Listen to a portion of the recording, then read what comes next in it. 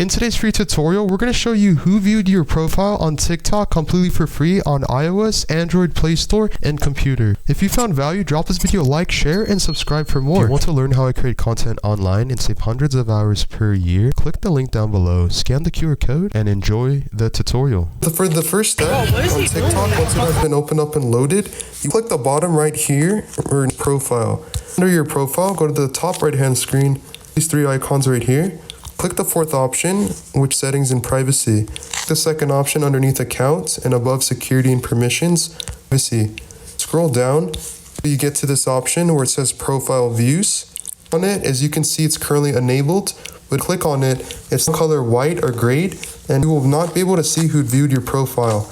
Re-enable it or click on it, you will now successfully go back, now be able to see who has viewed your TikTok profile. If you click this shoe icon on the top right hand screen, and as you see, profiles that have viewed your TikTok profile in the last 30 days. Again, if you want to learn how you can save hundreds of hours and money online per year creating content, click the link down below, scan the QR code, and thanks for watching this tutorial.